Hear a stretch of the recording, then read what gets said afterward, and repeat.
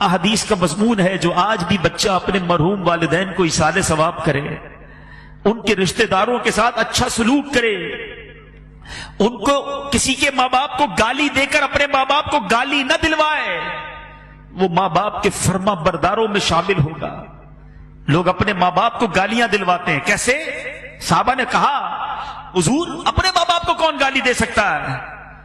اللہ کے حبیب نے فرمایا دوسرے کے ماں باپ کو گالی دیتے ہیں لوگ، پھر ان کے ماں باپ کو گالی دیتے ہیں۔ گالیاں دینے والوں ماں بہن کی گالیاں دیتے ہو، زبان لٹک نہیں جاتی؟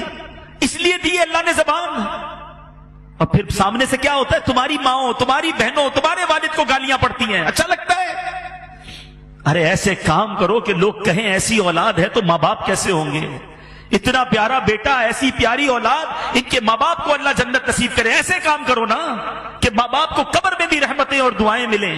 اگر آج کوئی چاہتا ہے کہ اپنے ماں باپ کی روح کو خوش کر لے، خوب ایصال ثواب کر، نفل نماز پڑھے تو ماں باپ کے نام پر ثواب بھیج دے، ذکر و اذکار کرے۔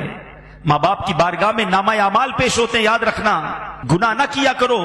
ہمارے گناہ جب ماں باپ کے پاس جاتے ہیں تو ماں باپ غمگین ہو جاتے ہیں۔ خوش نصیب ہے وہ ماں باپ جن کی اولاد نمازی ہے، عبادت گزار ہے، دین کا کام کرنے والے، صدقہ خیرات کرنے والے ہیں۔ جب ان کے پاس بچوں کے اعمال جاتے ہیں تو قبر میں خوش ہو جاتے ہیں۔ ابھی بھی دکھ پہنچاتے ہیں ماں باپ کو۔ سوچے وہ بچے جو آج فلمیں، ڈرامے، گانے، باجے، شراب، جوا، حرام، بدکاریاں، بے حیائیاں، نامحرم لڑکوں کی دوستیاں، یہ ساری چیزیں ماں باپ کو جب قبر میں پہنچیں گی، زندگی میں بھی خدمت نہ کی اور مرنے کے بعد قبر میں بھی دکھی کیا۔ ارے انہیں راضی کرنا ہے تو ایسا کرو کہ روز ثواب پہنچے۔ میں مشورہ دیتا ہوں اللہ کی رحمت سے، جو بھی کہہ رہا ہوں یہ تحدیث نعمت اور جو بھی ہے یہ اپنی والدین ہی کی تربیت اور امیر اہل سنت کی تربیت کا صدقہ ہے۔ ہمارے پاس تو جو بھی ہے والدین کا ہے نا، یہ بھی ایک بات یاد رکھنا، جن کے ماں باپ حیات ہیں اور چلے جائیں، دونوں صورتوں میں ایک بات یاد رکھنا کہ آپ کے پاس اور میرے پاس جو کچھ ہے، پیسہ ہے، عزت ہے، شہرت ہے، مقام ہے، واٹ ایور، یہ سب کچھ ماں باپ کا ہے۔ کبھی ماں باپ کو یہ نہیں کہنا یہ میرا ہے آپ کا ہے، میں نے کمائے ہیں، یہ میں نے گھر بنایا ہے، ابو آپ نے کیا دیا تھا؟ آپ تو غریب تھے، نوکری کرتے تھے، کاروبار میں نے کیا۔ اللہ اکبر! اگر یہی بچپن میں والد ہمیں ننگا روڈ پہ چھوڑ کے کہتا کپڑے خود لے کر آؤ، کدھر سے پہنتے لباس؟ ہم بغیر کپڑوں کے پیدا ہوئے، ماں باپ نے کپڑے پہنائے، ہمیں کھانا چاہیے تھا، نوالے کھلائے، چلنا نہیں آتا تھا، انگلی پکڑ کر چلایا، ارے استنجا نہیں کر سکتے تھے، ہمارے استنجا صاف کیے، ہم رات بھر روت کر ان کو جگاتے رہے، وہ جھولا دیتے رہے۔ سوچو نا۔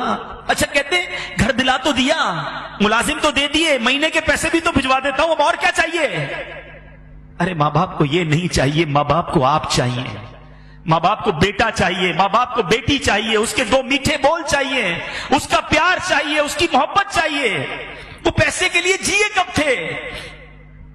اور اب اگر وہ چلے گئے نا تو یہ مت سمجھنا یہ پیسہ میرا ہے، خدا کی قسم، خدا کی قسم تمہارے پیسے کا نصیب ہے۔ اگر تمہارا پیسہ ماں باپ کے لیے کسی جگہ استعمال ہو جائے، ماں باپ پر خرچ ہو جائے اور زندگی میں خرچ ہو جائے، تو خوش نصیب ہے وہ بچہ کہ کبھی ماں باپ کو کچھ لا کر کھلائے، کبھی ماں باپ کو کچھ اچھا پہنائے، کبھی ماں باپ کو کوئی تحفہ دے۔ اس سے زیادہ خوش نصیب کوئی نہیں ہے۔ ساری زندگی جنہوں نے مجھے پہنایا، جنہوں نے کھلایا، آج اللہ نے موقع دیا کہ میں ان کو کچھ پیش کر سکوں، اور اگر اس وقت نہ کر سکے، اللہ نے بعد میں مال دے دیا ہے، اللہ نے بعد میں نواز دیا ہے نا، تو آج کر لو نا، بھیجو نا ثواب انہیں، صدقہ کر کے، خیرات کر کے۔ مشورہ دیتا ہوں ماں باپ کے نام کی مسجد بناؤ، اللہ نے دیا ہے نا، اللہ بڑا کریم ہے، صرف ماں باپ کو ثواب نہیں ملے گا۔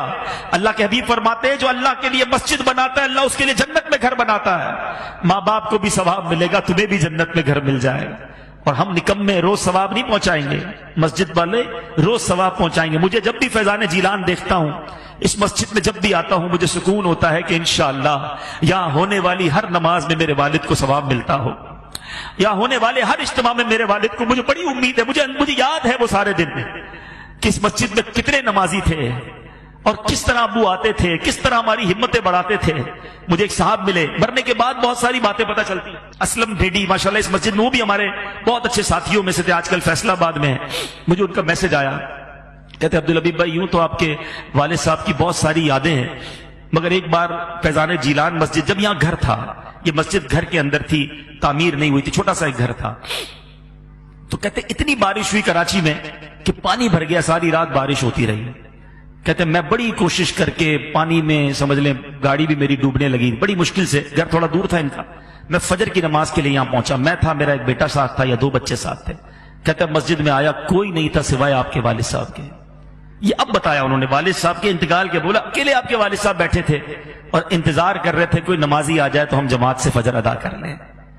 تو اللہ تعالیٰ ان کو جنت الفردوس میں اعلیٰ مقام عطا. ابو کی تو اب یادیں ہی رہ گئی، مگر اب میں یہ چاہتا ہوں، ہماری تو وہ دولت چلی گئی. جس کے پاس ہے قدر کر لو، دعائیں لے لو. صلو علی الحبیب صلی اللہ تعالی علی محمد. مجھے اپنی اور ساری دنیا کے لوگوں کی اصلاح کی کوشش کرنی ہے.